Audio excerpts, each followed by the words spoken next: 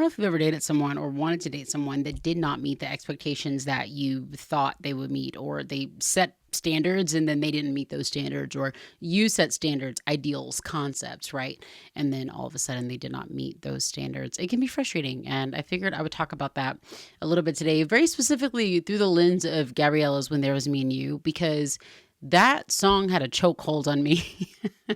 I knew nothing about it, but you couldn't tell me anything as I was driving, riding in the back seat to church camp with my AirPod, like not AirPod, girl, you were born in the 1800s. It was the cabled headphones to an iPod, just sitting in the back seat of that car, going to sleep to that song.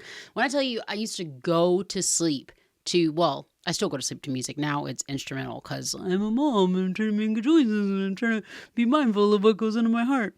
Actually, no, for like 10 years or 12, I've been listening to the same, like, go to sleep baby flute playing music on Apple Music. But before 10 years ago, so whatever, 10 years ago, oh my gosh, this is going great. 10 years ago, I used to listen like exclusively to just like one song on repeat as I went to sleep. And yeah, like sometimes I think it was good because I'd wake up just like, oh my gosh, yes. But sometimes I used to just wake up just so mad at a boyfriend that didn't exist. And that was through my like, what, 2 months of It's Funny When, because man, that song will definitely take you there. Hi, by the way, I'm Jamie Grace, and I'm just here to check in, talk about life and dating and friendships and all of those things that we think about and stuff like that.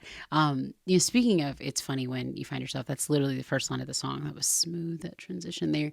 But yeah, she says it's funny when you find yourself looking from the outside. I never loved that part because I'm like, that's sarcasm. It's not funny. It's actually very sad, right?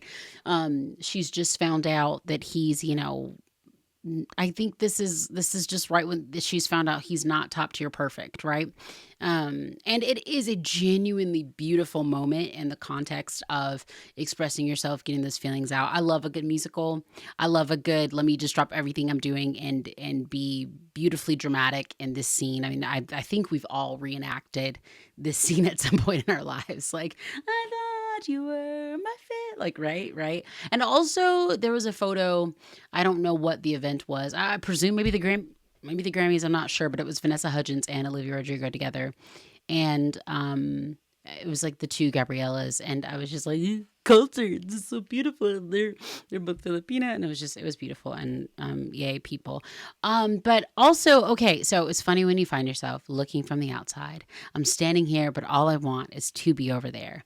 Why did I let myself believe miracles could happen? Because now I have to pretend that I don't really care. So I kind of think she's being a little dramatic, right? Because I don't think that she was actually thinking that Troy was a miracle. Now, if she was thinking that, that's a whole different level of like, hey girl, we need to like, unpack feelings and stuff like that. Because that's a bit dramatic, right? I am happily married, love my husband. I'm not gonna call him a miracle. I mean, like, okay.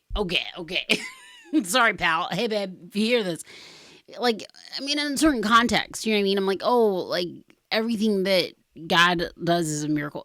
Like, you know what I mean? Like, yay, I'm happy we're married, but like, ain't nobody like my miracle over here. You know what I mean? That's Jesus. Hallelujah. So I do think it's like low key dramatic that she's like, why did I let myself believe miracles could happen? But also, yeah. So, and then she's like, cause now I have to pretend that I don't really care. I thought you were my fairy tale, a dream when I'm not sleeping. Now this is where honestly it feels so much more literal. And I think a lot of us in high school and college felt this way, about a crush or about a guy.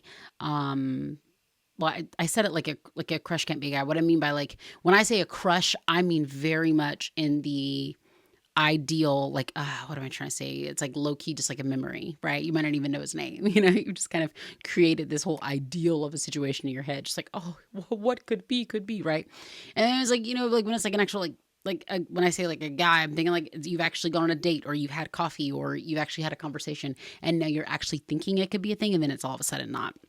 I feel like it happens in Christian circles a lot because Christians have been making stuff weird a whole bunch of times and that ain't got nothing to do with Jesus. That's just a cultural thing that I'm not unpacking today. But that line, I thought you were a fairy tale, a dream when I'm not sleeping. That to me just feels so Bible college. And I'm just like, oh my gosh, yeah, I've been there. A wish upon a star that's coming true. But everybody else could tell that I confused my feelings with the truth when there was me and you. And this is where, if I were her older sister, which I think not Gabrielle, I think the actress and I may be in around the same age pocket. But if I could tell her anything, I'd be like, girl, hear me out. Everybody else couldn't tell, right? Because it's an idea, right? It's this thing that can happen sometimes in your head where you create a narrative, you create a concept of like who you want to date or like who you want to be with and what kind of future you guys could have. But you don't really know the person. You don't really know much about them at all. Like you know that he's a basketball boy and he's going to try out for drama, but like what's his middle name? Like there's pertinent information here that kind of keeps us from actually like what's his 10-year plan? He doesn't have to achieve it, but like what's he doing after college? Because he just does a whole lot of talk about college, but you sure you're going there, pal? So I guess you know the kind of the real life, right? The Nun High School Musical translation of that, which love that film. The Nun High School Musical translation of that would be to not allow ourselves to think, well, yeah, everybody else could tell that I confused my feelings with the truth. Other people couldn't tell. Chances are you weren't even telling anybody about this crush. Gabriella, were you even talking about this crush? Because now what's happening, I'm guilty of this. Now what's happening is we've convinced ourselves that everybody else is talking about us. We've convinced ourselves, oh, Lord Jesus, my testimony. We've convinced ourselves that everybody's sitting around going, she confused her fairy tales with the truth, or she confused her feelings with the truth. Girl, it wasn't nobody but Sharpay and Ryan. Those are the only people that were thinking about you. Nobody else. Like, don't even worry about it. So, moving on.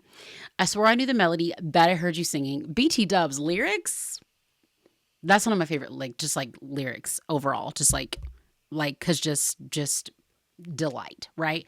I love it. I swore I knew the melody that I heard you singing. And when you smiled, you made me feel like I could sing along. That is romantic. That is romantic. I might write that in my husband's birthday card.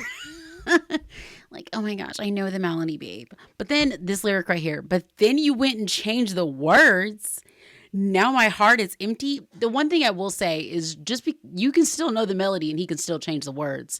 Now my heart is empty. See, and here's the testimony, because now my heart is empty. I'm only left with used to be's and once upon a song. Baby girl, Gabriella, Lil Sis, Abigail, Elizabeth, Jessica, Keisha. Y'all watching, y'all listening, you hear? Jasmine, where you at? Let me tell you something, sweetie. And sorry, my chair is this. I need y'all. How about everybody just watch this video 3 times? And when I get ad revenue from this video, I'm going to buy a new office chair. Because, my God, I've had the same office chair. I do not like spending money. Like, it's not so I will like use the same like gear and stuff until I have to get something new. And this chair is affecting me emotionally. Let's get back to this message here. Cause hear me out. Hear me out. Homie goes, but then you went and changed the words. Now my heart is empty. First of all, this boy can change any words, right? People gonna change. That's how it works. It's actually the beauty of life, that people will change and do change and can change. It's not the point of this exact message video. The point that I'm trying to get at, right, is that as much as she's saying he went and changed the words, she never says anything about him changing the melody. The melody and the lyrics are 2 different things. So she says, I swore I knew the melody that I heard you singing.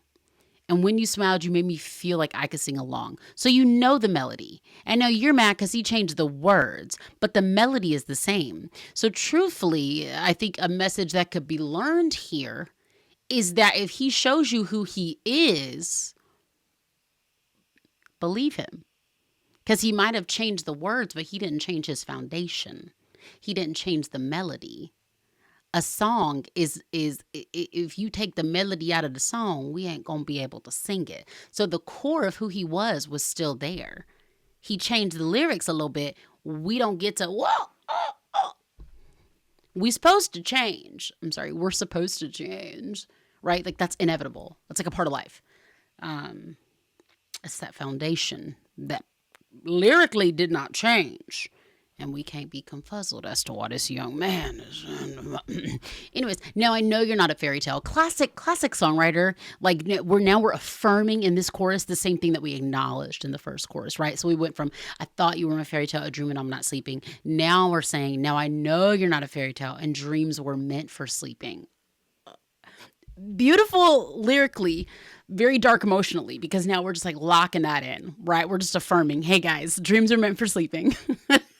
Wishes on a star don't come true. And then she says, because now even I can tell, love this part, that I confuse my feelings with the truth because I liked the view when there was me and you. That is some self-awareness from a high schooler like I've never heard. She confused her feelings with the truth when there was me and you.